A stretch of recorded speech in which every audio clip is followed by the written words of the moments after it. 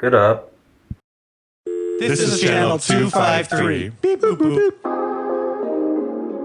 On this episode of the Grit and Grain Podcast. When we're doing fruit beers, we're like, these nectarines came from Nick Newhouse over here, and he's, like 3 miles away from me, and he's going to actually drink this beer, so I want it to taste good for him. And, that's the whole purpose behind Varietal, was showcase the agricultural abundance that is present in the Pacific Northwest.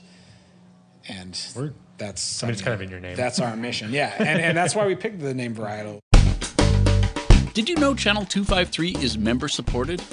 I'm producer Doug Mackey, and I hope you will show your support by going to channel253.com/membership and join. Thank you.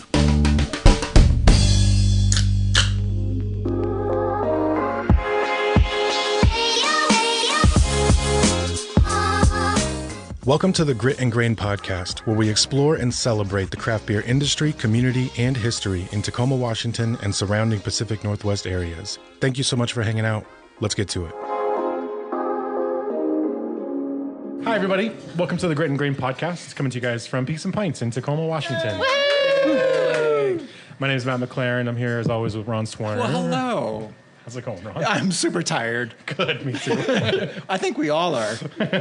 For different reasons. Yeah. But that's all right. We decorated Peaks last night, and I'm running on empty. It looks good, though. It does. Well, Looks thank beautiful. you.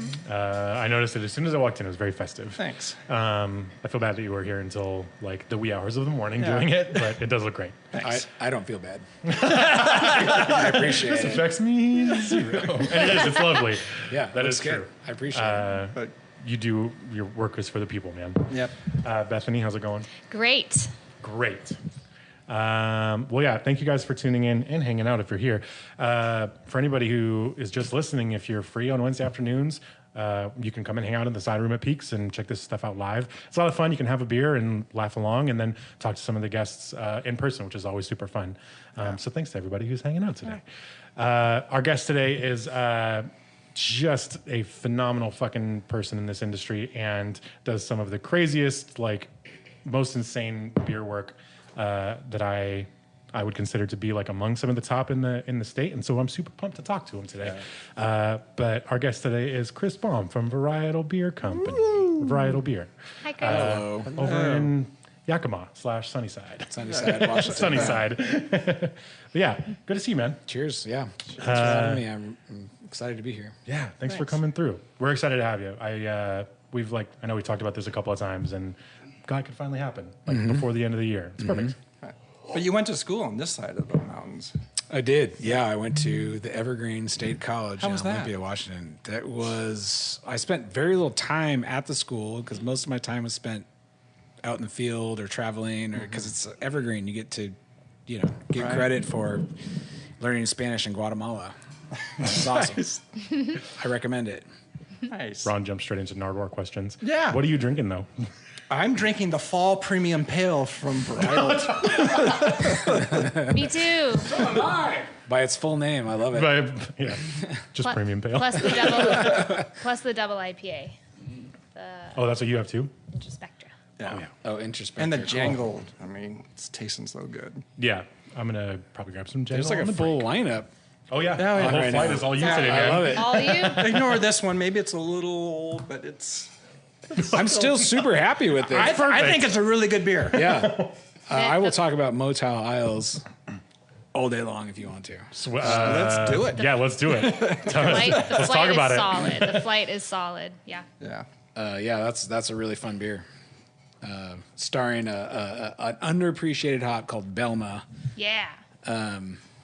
which, if you don't know Belma and you like strawberries, I suggest you get to know Belma because That's a great Belma selling comes up point. all strawberries, big and juicy, like real like strawberries. You drink a beer made with Belma, you're just like, is there strawberries in this? That's crazy. And if you brew with strawberries, you know how difficult it is to get that flavor into things. So it's cool to be able to achieve that with a hop. Mm-hmm.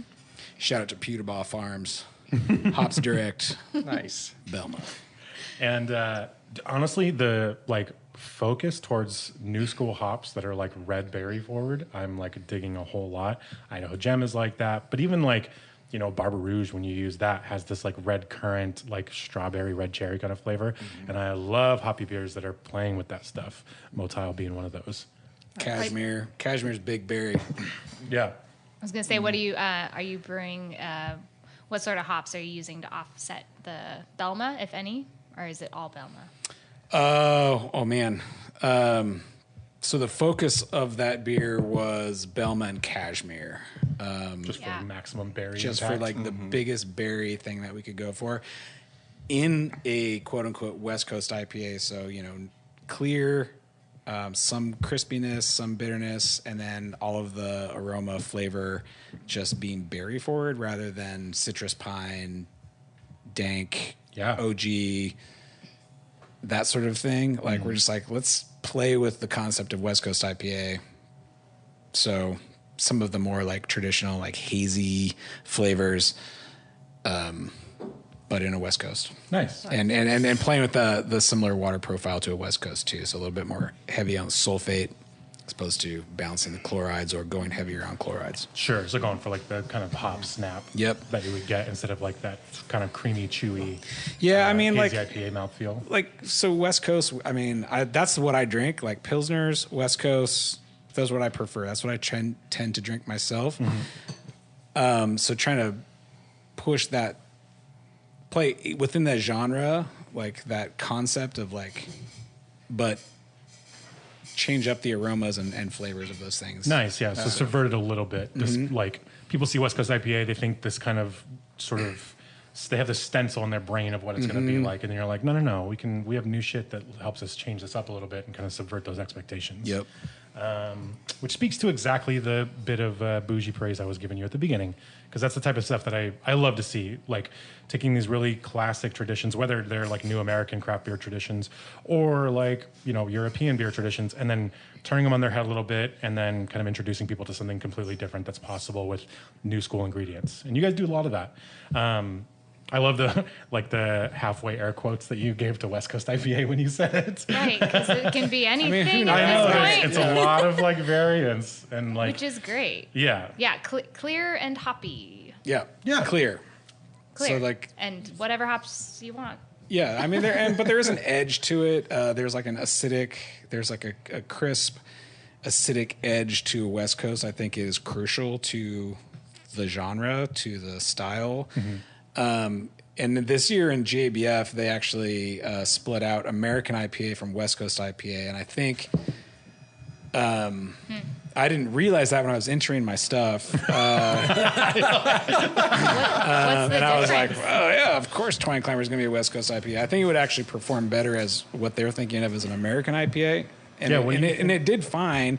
But, you know, West Coast, what I think people who are talking about this sort of thing, who like to put things in two boxes, are thinking West Coast is, you know, it's like it's got like very solid bitterness, and then a lot of like pine resin, kind of the classic stuff that we were drinking in like the early mid 2000s, you know, 2005, 2012.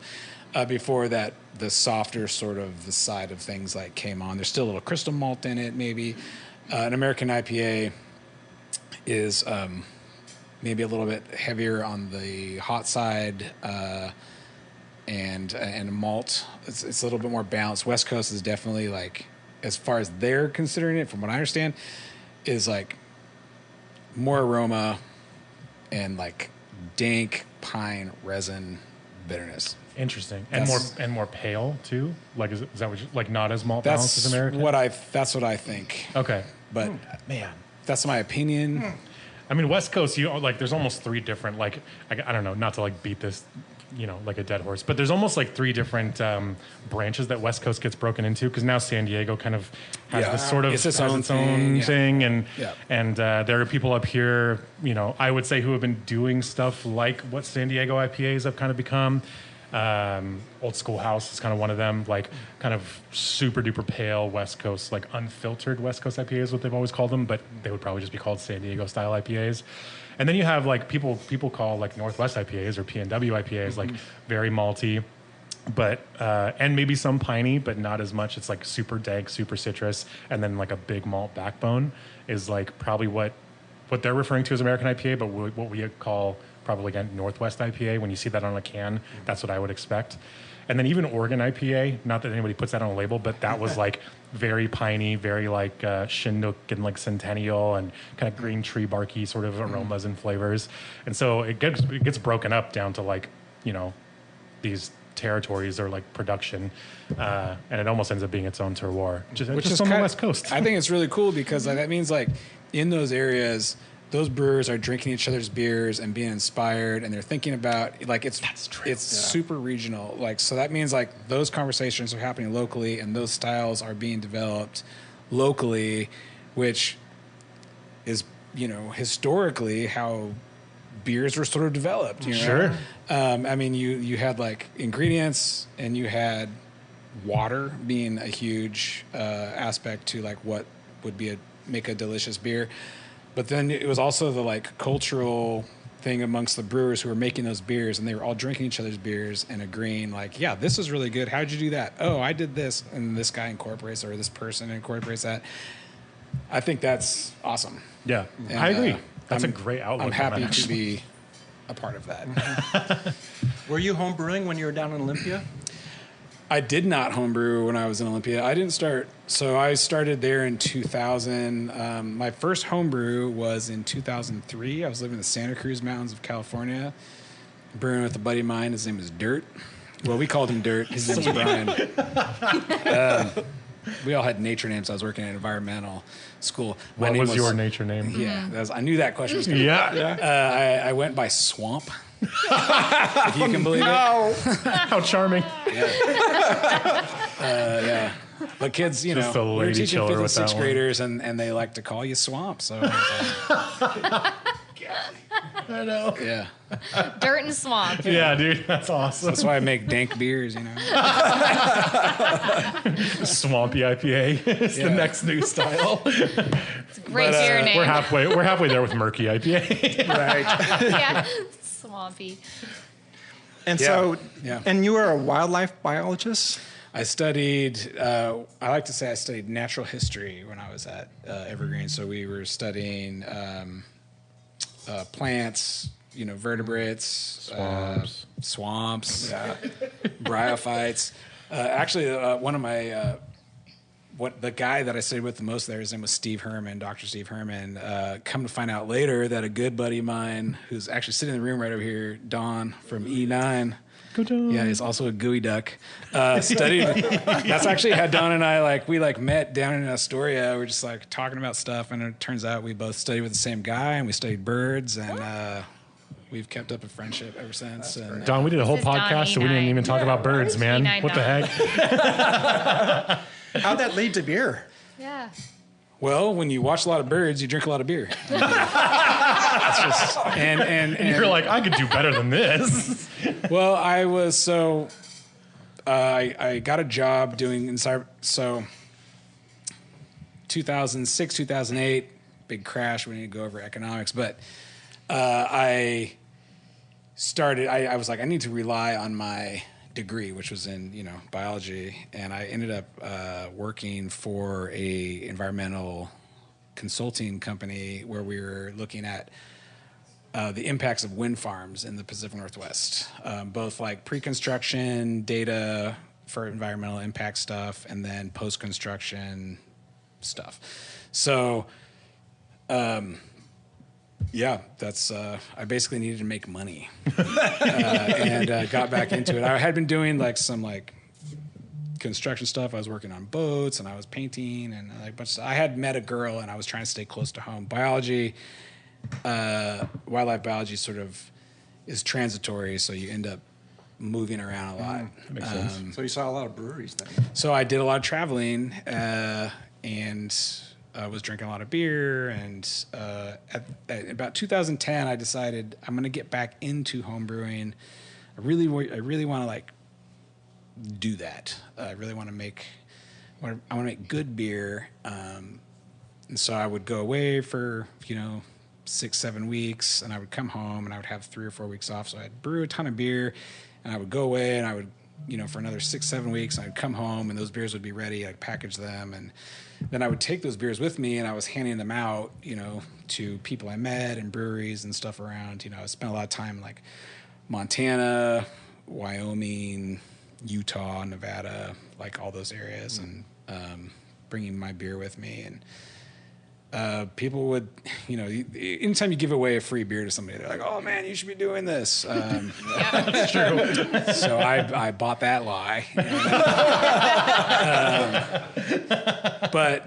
So I actually ended up meeting when I had moved to Yakima in the meantime, and I had a really hard time meeting people in this town. It's sort of a closed. It's hard to meet people in your 30s.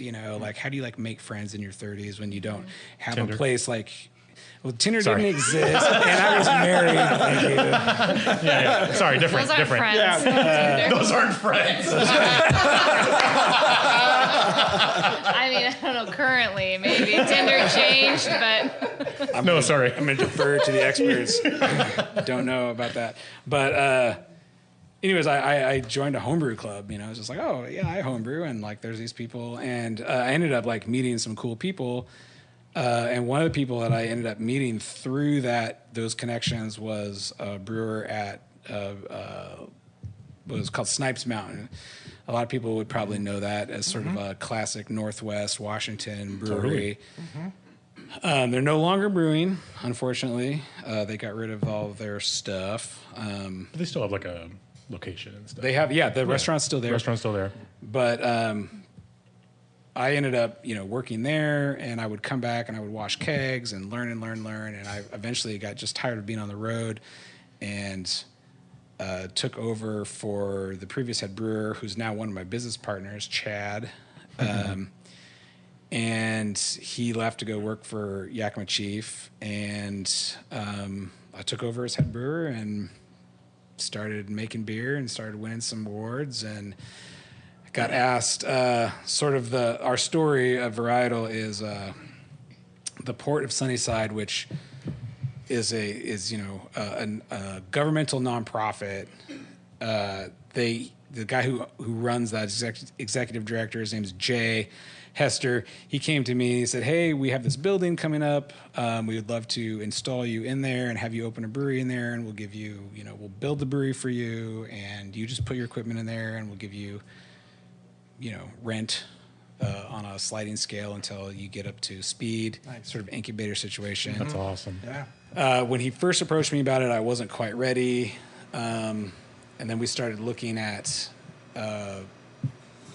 ways to open our own brewery. We wanted to open it a little closer to Yakima. Sunnyside and Yakima are about a half hour apart, for those who don't know. And my house is even actually further west of there. So I was really hoping to be a little bit closer. But when Jay finally came back to me and said, "We've got this building. It's this many square feet. We're going to do this, X, Y, and Z. We'll put $1 million into this facility, and all you have to do is put your equipment in there and start a brewery. What do you think?" And I was like, amazing. "Let me go find an ATM." Yeah, dude, seriously, man. Let me think about it. Yes. So we did that. We found some business partners. I mean, it was obviously not as simple as all of that. It was complicated. But you had to make it happen. But that was how we did it, Like, Yep. there's a million stories of how people start their breweries. Some of it is like, bootstrap, ground up, grinding it out from like a homebrew situation, and like there's just tons of ways. Totally. And we just happened to stumble onto this opportunity, and it's worked out well for us. Having brewed in Sunnyside for a number of years, I sort of felt like I had a grasp on like what was missing and like what the people there wanted, and understanding that like the tap room is like where the money is generated. Yep. The revenue is like in large part comes from the tap room. So you got to like make those people happy, and you got to offer them not only the beers they want to drink, but you got to offer them the like the space that they want to like hang out in. And so we were like, okay, we're family friendly. We have a big outdoor space. Bring your kids. You know, we're gonna have food trucks. And yeah, just like we try to be what the community needs us to be. That's awesome. So that's in a nutshell how Varietal got started and sort of like what we want to do. You know, we're like all about like working hard, supporting our community, elevating those people, supporting them however we can, offering them the beers that they want to drink. Making good versions of them. And trying to make good versions of them and also like challenge them a little bit, you know, like, hey, and sometimes we're surprised. We're like, here's a mixed firm slushy. And and man, they just love it. So, Sweet. Yeah, it's cool. We're very proud to be in Sunnyside and we're very appreciative and love our community. So It's awesome. And it took about 2 years to open it. we so from the point I was like, okay, this is happening, I quit the job at Snipes because we were literally around the corner. I thought there would be like a conflict of interest or situation, and there would have been. I went to I asked Bale Breaker, Quinn and Smitty at Bale Breaker, hey, do you guys have an opening? I just need to like have a job for like the next 6 months while we get this place open. And they're like, oh yeah, absolutely. And then I was there for 2 years Yeah, because 6 months. I was Yeah. gonna say that's a quick building. I mean, brewery. what did I know? You know, the port was like, oh yeah, we'll have this thing open, you know, no problem. Yeah. And then You're like, you guys like run this whole area. I feel like I can trust you on this. Yeah. Yeah. which actually worked out well. And that was actually one of the best decisions I've ever made in my personal life is Connected with Bale Breaker. going to Bale Breaker. Hell yeah. And just learning that the like repetitiveness of like, here's how you make the same beer day after day after day after day. We brewed, I don't even know how many thousands of gallons of top cutter I brewed, but Yeah. a lot. Every single one of them, so good. Yeah, and they have they're a great company to work for. I actually listened to Quinn talk on the podcast. Oh yeah, I was on gonna say, we down just the had him way. on.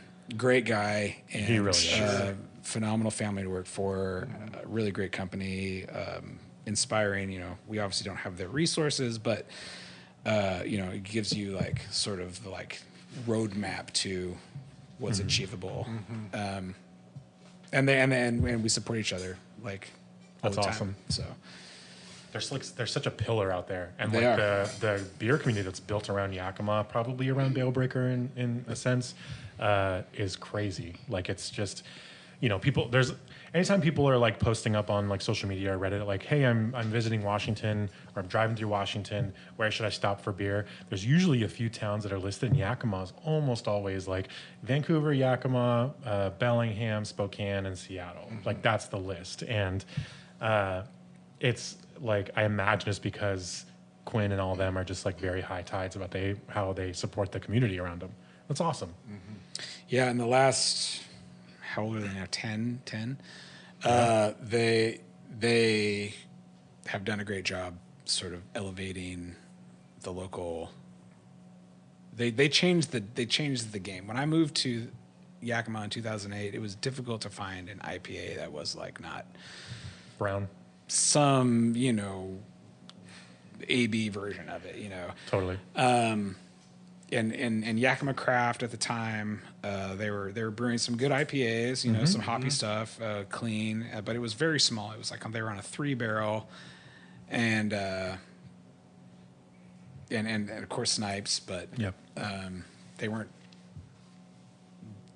It was not getting out very Right. much, but yeah, Bale Breaker sort of changed that, and they changed the local taste, so people all of a sudden were like, no, I don't want a Bud Light, I want a Bale Breaker. Like I know Yeah, those what a guys, hobby beer. and they were like, we have connection, and so yeah, they sort of changed the game on that. Now you can't sell a lot. Well, actually, we can. We sell a lot of lager, but Yakima is an IPA town. Totally. Which makes sense. I It's feel cool. like It's cool because it wasn't that way when I moved there. Yeah, which just wasn't even that long ago. No. 15 years ago. Like, Yeah. like you said, it was hard to find, and now it's like, oh, this is your guys' identity is now buried here, in like what should have been an IPA town a long time ago. That's awesome. There was obviously the legend of Burt Grant. Totally. And everybody, Burt Grant and the Scottish Ale, kilts. And they still, still there's the like, oh, we should make Burt Grant Scottish Ale. And I'm like, no, we should probably not do that because people don't actually want it. They'll drink one and they'll be like, oh, I remember when, and then they'll never. And then that's it. Yeah. Like pumpkin beers. Yeah. I want one. Yeah. They like ask you to brew yeah. pumpkin beers, and you're like, well, you're gonna drink half a pint, and then you don't want it anymore. So. How quick did you do collabs with everybody out there? I love collabs. Actually, it was one of the things when I was thinking about talking about this, was thinking about like things that we could talk about. Collabing, we do a lot because one, we're sort of isolated from like the rest of it. I mean, we have a great community in Yakima, but I have a lot of friends in Spokane. I have a lot of friends on the west side. So any chance I get to sort of like get out or bring people over and share ideas, we started collabing immediately. Actually, our tap room, we took control of the tap room. We started getting charged rent in like March of 2018, and we did not have a brew system. So that meant we had to like contract everything, which was we have to collab. So we collabed with Bale Breaker. We were collabing with a brewery in Natchez called Bronyar. If you ever get through there, they are one of the Cheese zombies. most award-winning breweries in the Yakima Valley. Dude, in Washington lovely space, by too. now. Yeah, Mike Hatton and his son Zach and their whole family, very dear, close, personal friends of mine. Their I think it's called Thriller Pillar Porter is top 5 Washington beer for me. Like Every time an award so list good. comes out and like Bronyar has 5 fucking beers in the top 3 medalists, I get text from like 9 people that are like, who the fuck is Bronyar? Yeah, they do a phenomenal job out there. Yep. They're sort of because they're out in Natchez, you pass them on your way to and from White Pass, Yep. and they have a great pizza, like big outdoor space. Excellent pizza. But they don't distribute. They sell everything in house. Yep. So people sort of like forget about them once they leave, but they shouldn't because their beers are dope. So they brewed some beer for us. Bale Breaker brewed some beer for us. Man, I can't remember everybody. Like we were just like, who wants to brew some beer that we can pour in our tap room so we can pay our rent? I'll come be there for it. Holy Mountain. It was like, there's just like Cloudburst, like so many people like help, like let All the us, best breweries on this side. and then we've brewed Spokane. I mean, just a ton of. There's so many great people and so many good brewers in this state. It's sort of an embarrassment of riches when it comes to quality beer in this state. New beer name, I call it. Embarrassment of riches. Yep. Beer Lock it name, down, write it down. Be a big E9 on it soon. Yeah. Yeah. Anyways, That's awesome. to answer your question, immediately. We're going to take a super quick break, but we'll be right back. Hopefully we can talk about some more beer nerd stuff when we come back. But yeah, we're going to refill our drink. Thanks for hanging out during the break. Super quick shout out to Doug, our wonderful producer. My beer tastes like weed. It's a jangle. Yeah, Doug has jangle. Which is seasonally appropriate, and Doug loves it apparently. If you haven't yet, please do check out Channel 253. It's amazing. Wonderful network of local podcasts run by community members and leaders, all about the stuff that you want to know about Tacoma. Hey, quiet back there! It's a podcast! If you two could control your... Sorry. Ron got up like he was going to fight Greer. It's a host-spouse breakup. Holy smokes. Did you throw something? My pen. Oh, that seems dangerous. There's a bunch of new people here. You should see him on 3 hours of sleep.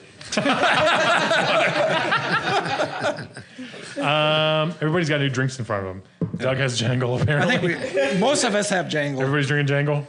Okay. It's a good choice. It is. That's so good. It's wonderful. And yeah, it does kind of taste like weed. I don't know if that was the intention, hops. but I imagine just like super clean, crisp, like dank IPA was the idea. It's fine. It's fine. Oh man, I'm gonna look up the recipe right now while we're sitting. are you? I was like, Ron's got some of it here: Chinook, Centennial, Columbus. Oh, Columbus Cryo. But yeah, very dank. I don't know if we've ever talked about the relationship between hops and weed, but they're actually part of the same plant family, which is why a lot of the same compounds exist in both. We should do a whole episode on it. Yes. And dabble in both. Not right before an open house at my child's school. No. But next time. Fun episode. You should talk to Kayla Altendorf, Yeah. who is a WSU plant hop breeder out of she's awesome. Text me her number. Yeah, I don't know if I can connect you for sure. Okay. She and her husband are like the most cool people ever Sweet. of all time. So, Chris, Yeah. what is Buzz and Genie, and why is it so important? I want to talk about malt too. Well, they're two different barley varietals. Genie but I mean, I don't know the difference between, I mean, as far as like their genetics or whatever, but Buzz, since it's come on the scene, we buy that from Link Malt. Brian Estes, shout out to Link Malt. Spokane Valley, Washington. And also Clearwater Farms. Those are guys that grow all that stuff for us. Those are two new. Buzz is a newer barley varietal that came out of the Montana State University breeding program, I believe. Genie has been around for a while. It's actually from my understanding, I'm maybe going to catch some crap for this, but my understanding is that it is actually one of the most used barley varietals in craft malt, but it doesn't get called out because you'd have to pay a royalty on it. So, Interesting. All right. maybe I'm spilling the beans. I don't know, but Somebody's going to get a phone call. someone's going to get a phone call. I'm going to get called to my bullshit, which Those are the I'm base, used to it. Those are the base malts you're using in most We of the beers. mostly use Buzz. So the base malts that we buy from malts, primarily Buzz and Genie, and they produce both of those in a pale malts and a Pilsner malts. I have been preferring the Buzz because it's the malt character is a little less prevalent. So less like cereal grainy. Yeah, there's in the final and product. the extract and the efficiency have been higher. I've just been, and it's been straight up like we brewed this beer, we brewed these two batches with Genie, and then we brewed the next ones with Buzz, and people preferred those next ones. Interesting. So that's sort of, I mean, without doing a bunch of sensory stuff and like, just going straight on preference. Sure. Just trying to get, and we rely pretty heavily on our locals. There's a guy named Rick who sits at one particular chair at our bar, and he orders the same beer all the time. So he's like this great touchstone. I'm just like, what do you think about that batch, Rick? And he's like, oh, it seems a little, flabby or whatever. And I'm like, okay, cool. Like, I'll take that because that guy, more than anybody, knows Yeah. what That Twine beer. Climber is Yeah. supposed to taste like. and he would know if it was different. Yeah. Flabby is a very valid descriptor for a beer, by the way. Yeah, and there's a number of reasons it could be that, Yep. but we run a pretty tight ship on our brewing process, and if we change something up, you can get some pretty quick feedback. What do you mean by flabby for our Flabby listeners? is just sort of like it's not crisp, it's not clean, it's sort of just like it kind of like sits on your palate. Overripe fruit sometimes. Yeah. If you had a mango that was sitting for a little bit too long and you cut a slice out and it like bent over when you held it, and then when you had it, it's like sticky and flabby and like almost oily in a way. Diacetyl at really low thresholds can feel flabby too. Even if you can't smell it, sometimes you can feel that sort of oiliness, and I always think of it as flabby. Kind of like my dad bod. Samesies. Run with 2 days. 2 hours. 2 hours. Jesus. It works. Dude, Link malts. Like, Yeah. we've kind of gushed about having such awesome, like, high quality local malt producers, and you guys have, I feel like between Mecca Grade and Link, you guys have prioritized that a lot from like day one. Has that always been like part of the mission, is making sure that you highlight local maltsters, The mission. or I guess part of your ethos? And Yeah. No, I mean that it speaks to our like the idea was we live in a place where all of this stuff is being created, grown, and not only grown but being selected for. So hops and malt, both, the 2 things that you have to make beer, and 2 of the 4. Yep. But hanging out with those farmers, talking to those farmers, and our experience with, brewing our product with their product and giving them feedback, and, them adjusting their, not like I have a lot of like influence on things, but, they do seem to value, like, hey, I brewed with this malt, and this is how it performed. And, I'm not going to tell you how to do your job, but, but here's what I saw. but here's my experience, Yep. and then we all talk, and we talk to the maltster, because there's that person involved, which also makes a huge difference. Yep. And the same with hops, and then when we're doing fruit beers, we're like, these nectarines came from Nick Newhouse over here, and he's, like 3 miles away from me, and he's going to actually drink this beer, so I want it to taste good for him. And that's the whole purpose behind Varietal, was showcase the agricultural abundance that is present in the Pacific Northwest. And that's, it's kind of in your name. That's our mission. Yeah. And that's why we picked the name Varietal. So, initially it was like, well, there's a lot of wine growing here, and like we wanted to speak to those people, because we were also thinking a lot at that time about mixed ferm stuff, and there's like obviously fruit and stuff involved with that, and like some of the language that you use when you describe mixed ferm beers are the same. It's the same language you talk about when you're drinking wine. So we thought it would speak to those people, but it actually sort of like also really works for barley varietals and hop varietals and all the other, fruits and everything that we work with, grapes even. So, that's the ethos that we try to embody, is trying to pay Local homage focus. to the people producing the products that we are using to produce our product. Sounds like if you had a Christmas party, you're going to have 500 people in your house from Yakima, the greater area. You got to come to, we just had it on Saturday, the Lighted Implement Parade in Sunnyside, Washington. The first. Ron hounding you for an invite. You don't have to have an invite. 20,000 people show up to Sunnyside. It's our That's biggest day of the insane. year in the tap room. The parade goes right in front of the tap room. It ends just down the street from us, and it is like one of the coolest experiences that you can have in Washington.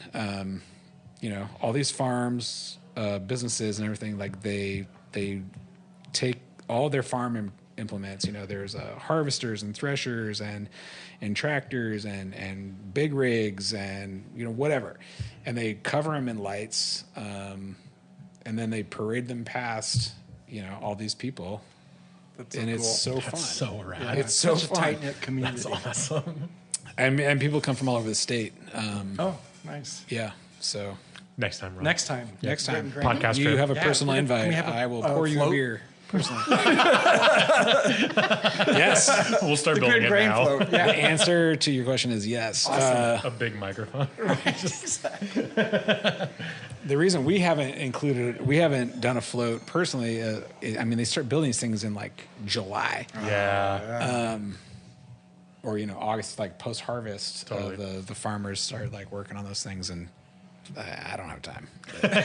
Too busy making fresh hop beer. Yeah, yeah, fresh hops. Yeah. You mentioned earlier, you had kind of a bit of like emphasis when you mentioned water being like part of, you know, what you focus on in your beer.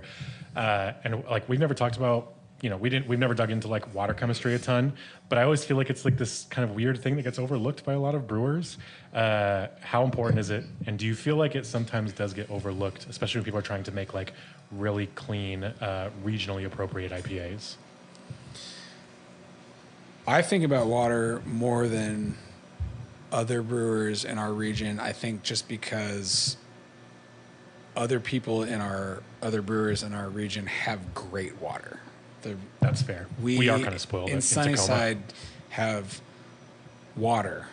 Whether it's worth brewing with is a different it's question. technically water. Our water is very hard. The stuff that we get from the city is, it's got a lot of chlorine. We're surrounded by dairies, so they use a lot of chlorine to sort of knock down like any chloroform or coliforms or whatever. Yep. So we just immediately upon there wasn't even a question. It's like RO system. So we reverse osmosis all our water, which allows me to build all of that stuff from scratch. So every single beer has a water profile that I build for it. I'm going to explain that super quick for anybody who doesn't understand reverse osmosis. All the water that you get from taps comes kind of like pre-packed with minerals. Sometimes they're good for yeast, sometimes they're not good for yeast, and sometimes they can create off flavors in beer.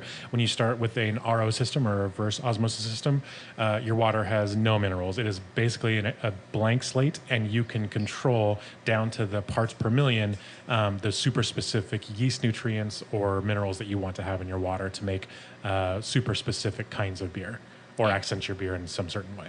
And you get rid of the fluoride and chlorine Correct. in the waters. Yeah. You don't want in beer at all. No. Unless you want your beer to taste and like most Band-Aids. people, even like on this side of the mountains, I mean, people will like run their water through a carbon filter, which will clean out chlorine and chloramines. But we have to go that extra step to remove the hardness, which is a lot of bicarbonates and manganese, and we have very difficult water to brew with and inconsistent. When I first started at Snipes as the head brewer, I called the city water manager and was like, "Hey, I need a water profile," and he's like, "Okay, like which minute of the day do you want it for?"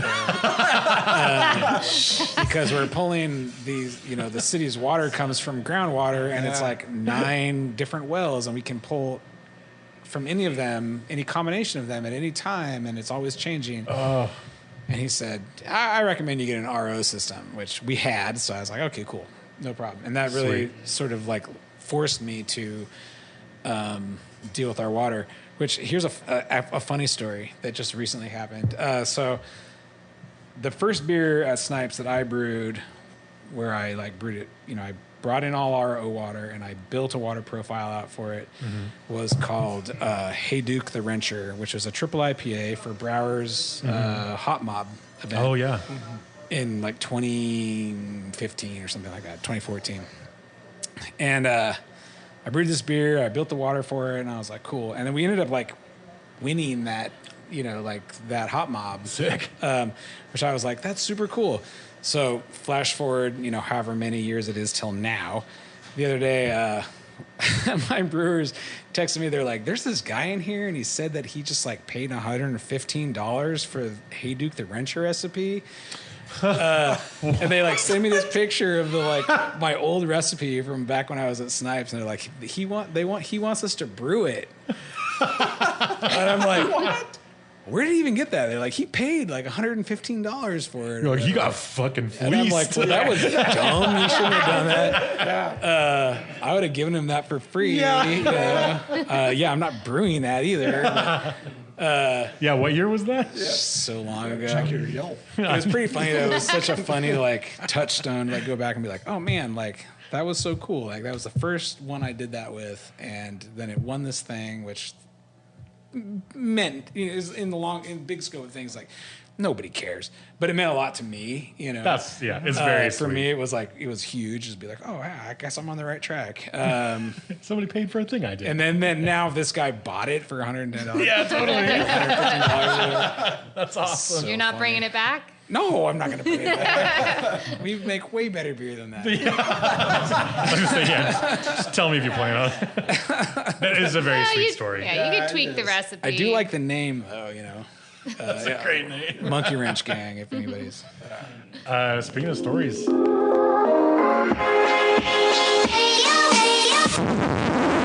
All right, illustrious grit and grain guests. Now it's time to throw down on some fuck-up stories. I am Sean Jackson. Challenge flag has been set. Bar is high. Bring it on, fuckers.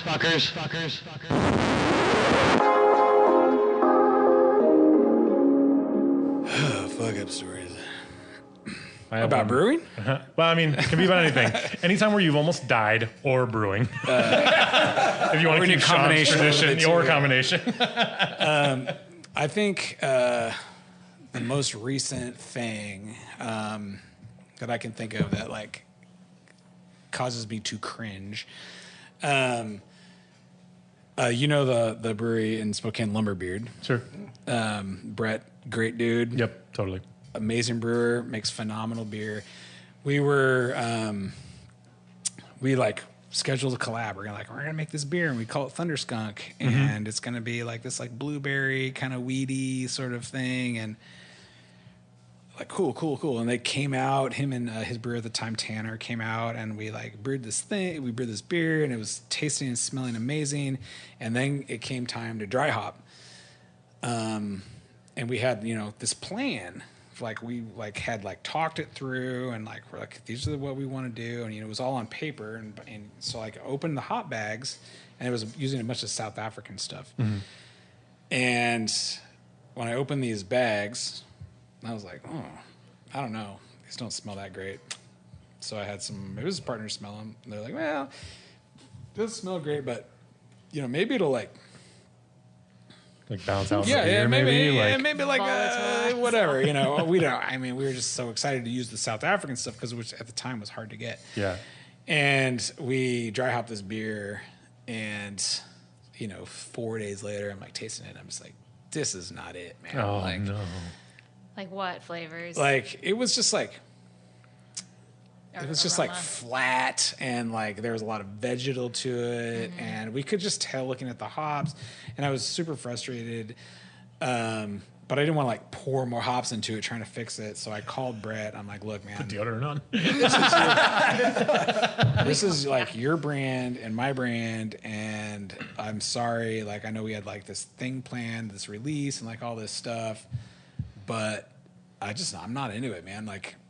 I don't want to do that to you, and I don't want to do it to me. And he's like, okay, cool, no problem. Let's just, we'll do another one. I'm like, cool. So down the drain. Fucking Jesus. $3,000. Yeah. Of what would have been very nice. Yeah, and it, it was so frustrating. And then we ended up brewing a beer. We learned we rebrewed it and did everything. Right. So that's how you learn though. You have to dump beers. You have to dump beers. Yeah. If you're not dumping beers, Yep. you're not doing it right. Not doing Yeah. it. It sucks. It sucks, and I hate to say it, but it's a fact. You can. Nobody's brewing everything perfectly 100% of the time. They're not. Yep. So if you're not dumping. Song's a hit. Not every Exactly. song's a hit. And some songs never need to see the light of day. Yeah. I'm not going to name any names, but most of them are going to be modern country. I'll die on that. Die on that hill. You're from Sunnyside, you said? I know. Most of my taproom staff is ready to murder me right now. But I know. We love Morgan Wallen. yeah. Anyways, 90s country. yeah, that's That's a bummer. you gotta dump beers once in a while. And, It's a very gracious when it's fuck up, time to though. dump a beer, you gotta dump a beer. Yeah. Don't second guess yourself. Yeah. Thanks for not sending that to us. Yeah. All right, here comes the second fuck up story. All right, Grit and Grainers, email us at cheers@gritandgrainpodcast.com with your comments, opinions, and thoughts on why Link named their pale malts Buzz and Genie after Disney horn dogs. At the end of Toy Story 2, after Jesse performs a stunt to open the door, Buzz gets excited and his wings pop out. Boing! And in Aladdin and the King of Thieves, after the stampede of animals, the genie says, I thought the earth wasn't supposed to move until the honeymoon. Boing! Nobody's seen that. Yeah. Nobody's. Yeah, of course they did. Many. It's Aladdin 3. Sorry. It wouldn't be a shock if their next malt was called Mr. Incredible. We read and drink everything we receive, and we try to respond as quickly as we can. If not online, then on air. If you subscribe to Grit and Grain you can subscribe to Grit and Grain on Amazon, Apple Music, Spotify, Google Play, iHeartRadio, and Stitcher. And please leave us a review. Also check us out on Channel 253 and gritandgrainpodcast.com. Be sure to follow us on Facebook and Instagram for episode notes, beer news, and since Sunday is National Lager Day, I think it's appropriate to recite the beer prayer, right? Yes. What is it? Our lager, which art in barrels, hallowed be thy drink. I will be drunk at home as in the tavern. Give us the day our foamy head, and forgive us for our spillages. And we will forgive those who spill against us. And lead us not to incarceration, but deliver us from the hangovers. For thine... No, it's fine. It's fine. I want to get cancer. I told you. All right. For thine is thy beer, and bitter and the lager, forever and ever, barman. If this podcast is not what you expected, clearly, please alter your expectations. 3 cheers to the hop farmers, working hard for our enjoyment. Their hands are a boxer nose or an alcoholic's liver. They're huge, scarred by years of abuse. Their wedding rings just don't fit, usually literally. As they say, you wouldn't put a Lexus bow on a manure spreader, even if it was a gift. Okay, no one says that, not even truckers, and they say a lot. No such thing as a bad time to visit Tacoma. No such thing as too much barley wine. Tune in next Friday for more sweet chatter. Thank God, cheers. Cheers.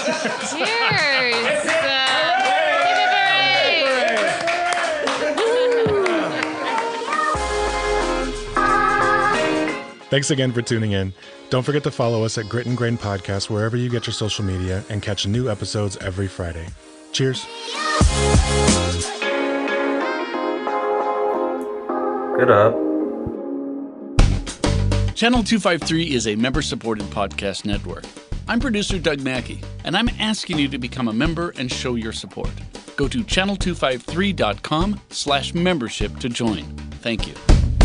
Grit and Grain is part of the Channel 253 podcast network. Check out our other shows: Nerd Farmer, Interchangeable White Ladies, Move to Tacoma, Crossing Division, Citizen Tacoma, What Say You, We Are Tacoma, Flounders B Team, and Taco Man. This is Channel 253.